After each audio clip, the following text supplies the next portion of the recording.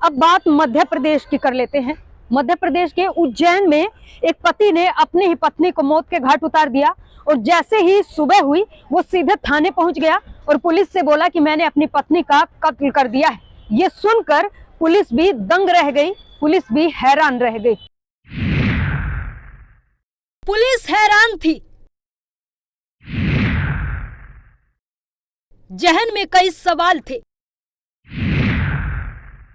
आखिर क्यों पति ने पत्नी का कत्ल किया? पत्नी का कत्ल कर देने के बाद पूरी रात पति उसकी लाश के पास बैठा रहा। सुबह पुलिस के पास पहुंचा और उसने ये कहा कि मैंने पत्नी का कत्ल किया। पुलिस हैरान थी। पुलिस के भी दिमाग में कई सवाल उठ रहे थे कि आखिरकार उसने ऐसा किया क्यों। लेकिन इस क्यों का जवाब उस वक्त मिला जब पति ने ये बताया कि वो अपनी पत्नी के चरित्र पर शक करता था। वो इसको लेकर श्योर नहीं था कि उसकी पत्नी चरित्रहीन है या फिर नहीं है, लेकिन शक के चलते उसने इस घटना को अंजाम जरूर दिया है।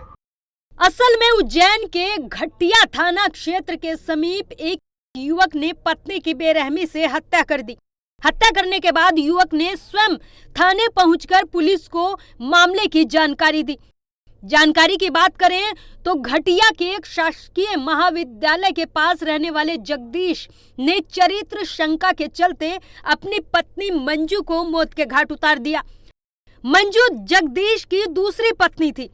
तकरीबन 1 साल पहले ही जगदीश की शादी मंजू से हुई थी।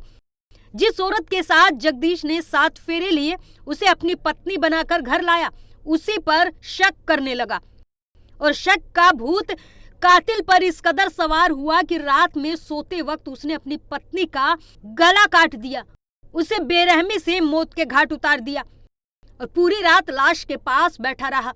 और फिर जैसे ही सुबह के 6 बजे वो सीधा थाने पहुंच गया और पुलिस से बोला कि मैंने अपनी पत्नी का कत्ल कर दिया है। घटिया थाना क्षेत्र में पति के द्वारा पत्नी की हत्या की गई है, जिसमें जगदीश बंजारा करीब 50 साल के हैं। इनकी पत्नी है मंजू, श्रीमती मंजू बंजारा। तलवार से इनकी हत्या की गई है। इनकी दूसरी पत्नी है। संभवतः आपसी विवाद या संबंध से रिलेटेड ये मामला है। आरोपी पुलिस की गिरफ्त में, अभी उससे पूछताछ की जा रही है और जो स्पष्ट होगा उसके हिसाब से कार्रवाई की जाएगी।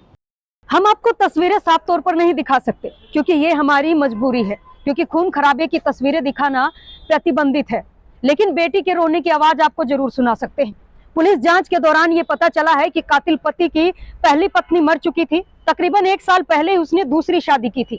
लेकिन पति जो है जमीन और घर दोनों ही बेचना चाहता था।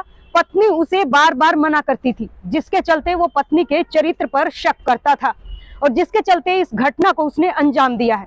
मैं आपको ये भी बता दूं कि शक एक ऐसी बीमारी है जिसका कोई भी इलाज नहीं है और इसी के चलते ना जाने कितनी ऐसी घटनाएं घटती हैं जिसकी वजह से अपराध बढ़ते ही जा रहे हैं।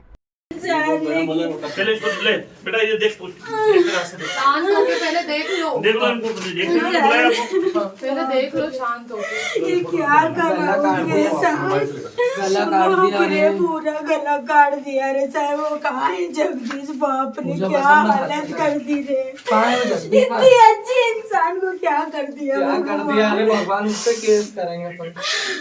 मेरे को देख लेने दे वो बाप पूरी खून में कैसी हो रही, बाप कैसी हो रही सारी, क्या कर दिया उसके साथ। फिलहाल पुलिस ने आरोपी के खिलाफ मुकदमा दर्ज कर लिया है। आगे की कार्रवाई जारी है। पर आपको क्या मालूम है कि शक की इस बीमारी को कहा क्या जाता है? चलिए हम आपको पूरी डिटेल में बता देते हैं कि इस शक की बीमारी को क्या कहा जाता है और कोई भी शकी आदमी ऐसी वारदातों को अंजाम क्यों देता है। शक एक मानसिक बीमारी, जिसे मेडिकल की भाषा में पैरानोइड पर्सनैलिटी डिसऑर्डर कहा जाता है,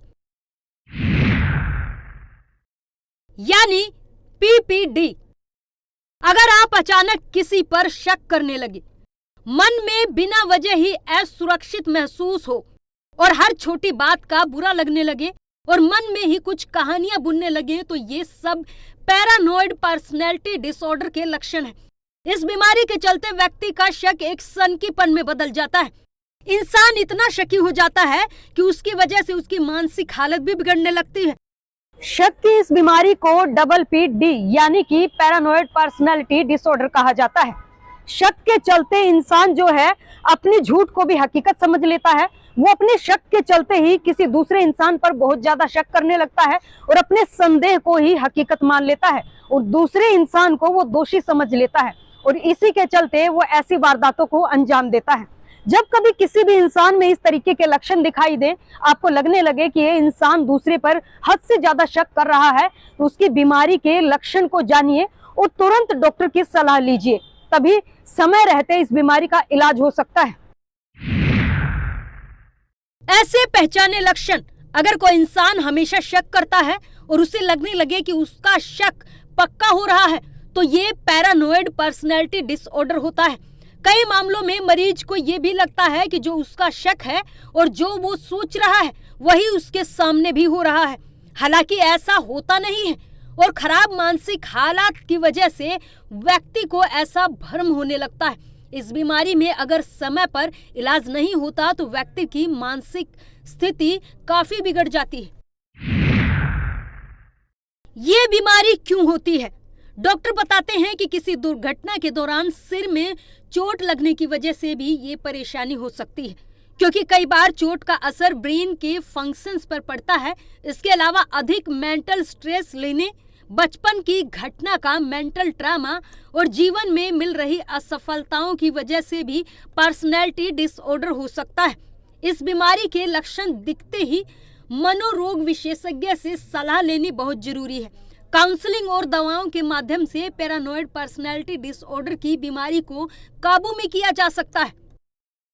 अगर आपको कभी भी लगे ना कि आपका कोई अपना आप पर हद से ज्यादा शक कर रहा है, तो तुरंत डॉक्टर की सलाह लीजिए, क्योंकि ये एक ऐसी भयानक बीमारी है जिसमें इंसान झूठ को हकीकत समझ लेता है और खुद ही अपने दिमाग से कहानियां बना लेता है और दूसरे इंसान को दोषी समझ लेता है।